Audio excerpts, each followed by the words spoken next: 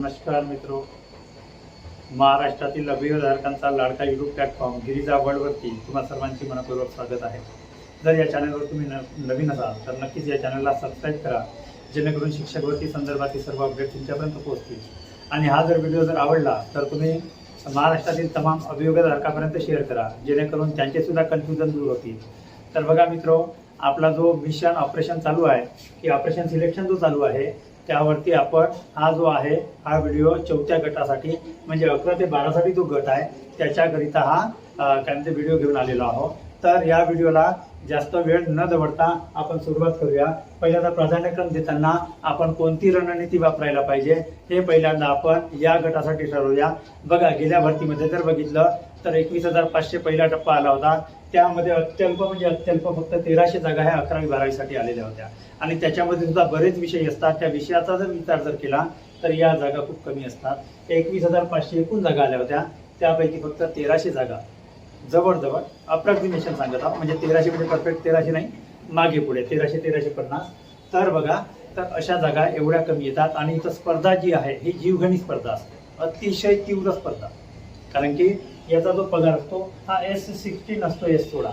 जसा तुम्हाला मी सांगितलं जो आपला मिशन 3 मध्ये सांगितलं 9-10चा जो S14 आहे, तर त्याच्याही वरचा पगार म्हणजे S16 हा 11 ते 12वी साठी लागू होतो। तर बघा मित्रो, याच्यामध्ये खूप जागा कमी असतात, जागा अत्यल्प असतात, नाहीच्या बरोबरीत। कोणत्या जिल्ह्यात मिळते, कुठं मिळत नाही, कुठं असते कुठं नाही। आणि त्यातही पुन्हा खासगीचे आले की नाही ती मी अजूनही चेक केलेलं नाही, तर ते आपण चेक करू आपण। तर मग त्यावर पुन्हा मी अपडेट देईन। आणि यामध्ये स्कोर खूप लागतो, या गटामध्ये स्कोर खूप हाय लागतो। अगर स्कोर हाय असेल तरच या स्पर्धेमध्ये राहायचं, नाहीतर मग काय करायचं, स्किप केलेलं बरं।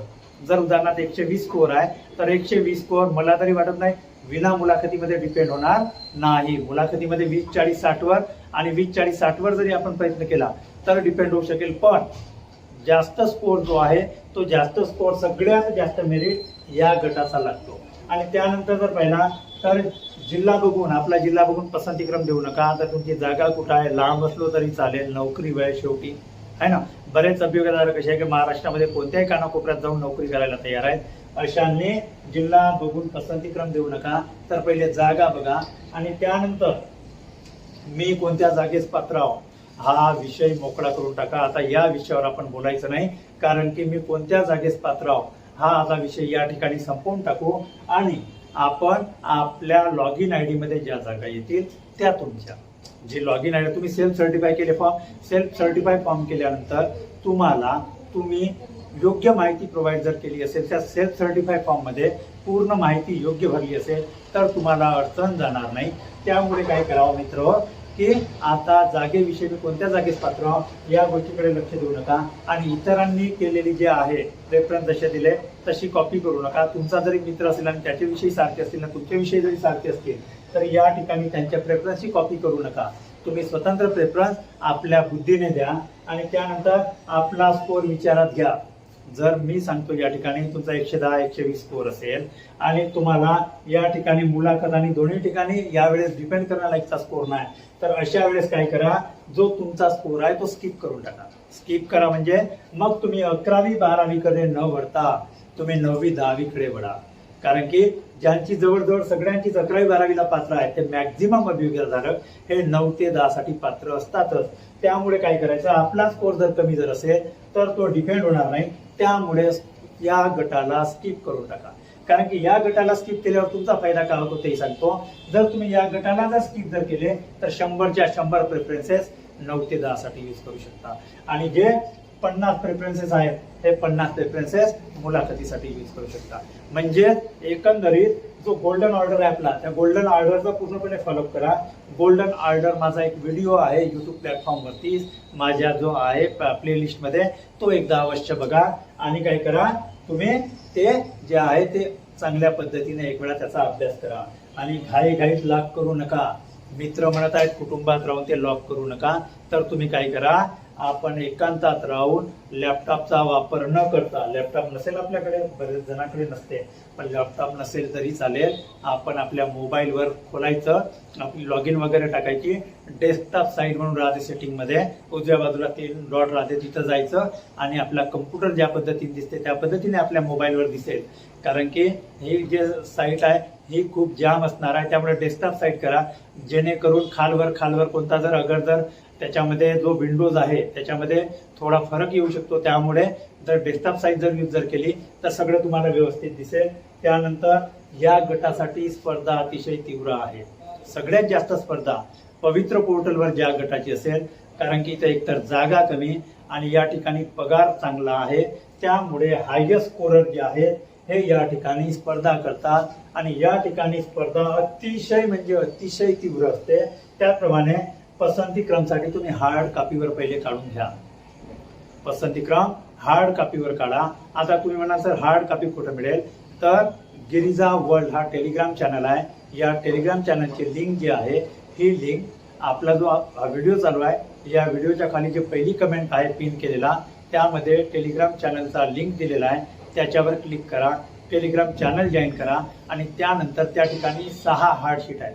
मग तिथं 6 हार्डशीट कोणत्या आहेत, जिल्हा परिषदची एक आहे, जिल्हा परिषदचे नावं पण लिहून आहेत पूर्ण, जिल्हा परिषदची पाहिलं ना जिल्हा परिषदचे पूर्ण नाव लिहून आहेत, पण नपा मनपा त्यानंतर खाजगी आहे, समाज कल्याण आहे, त्याचप्रमाणे आदिवासी आहे, अशा 6 शीट त्या ठिकाणी आहे. त्या डाउनलोड करा आणि ज्या माझ्या गोरगरीब अभियोगाधारकापर्यंत जसा प्रिंट करायला पैसे नसतील 25-30 रुपये, तर कोऱ्या कागदावरती ते तुम्ही उतरवा आणि त्यानंतर खाजगीच्या 2 एक्स्ट्रा करून ठेवा. मग खाजगीच्या तुम्ही म्हणाल सर खाजगीच्या कोणत्या कामात येणार, तर खाजगीच्या मुलाखतीसाठी सुद्धा जे आपण 50 रेफरन्स देणार आहोत त्यासाठी सुद्धा यूज होणार आणि त्याच्यामध्ये बाकायदा कॉलम पाडलेले आहे की 1 ते 5, 6 ते 8, 9 ते 10, 11 ते 12 आणि त्याच्यामध्ये पुन्हा डिवायडेशन केलं आहे कास्ट ओपन. आणि हे जे प्रेफरन्सेस देता, हे प्रेफरन्सेस देत असताना काय करायचं, तुम्ही जे जागा लिहिता कॅटेगरीच्या किती आहे, ओपनच्या किती आहे, कॅटेगरीच्या किती आहे, ओपनच्या किती आहे, नागपूरला कॅटेगरी किती, ओपन किती, हे जेव्हा तुम्ही लिहित असता ते एका पेनीने लिहा. उदाहरणार्थ तुम्ही निळ्या पेनीने लिहिल्या,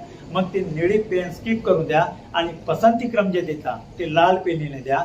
कारण की असं होते मित्र की तुम्ही पसंती क्रम वय का जागा वय, मग याच्यामध्ये कन्फ्यूज होऊ नये, कारण त्यावेळेस आपला जो माइंड आहे तो तेवढं काही काम करत नाही.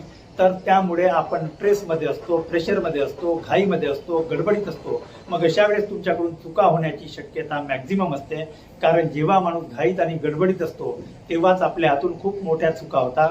त्या चुका आपण मग कधी भरून काढू शकत नाही, अशाही चुका होतात का, घाई गडबडीमुळे. तर पहिल्यांदा काय करा, त्या शीटा डाउनलोड करा, त्याच्यावर लिहा का या आपल्या आल्या बा, आपल्याला काय आपल्या लॉग इनला जे आल्या त्या जागेसाठी आपण पात्र आहोत.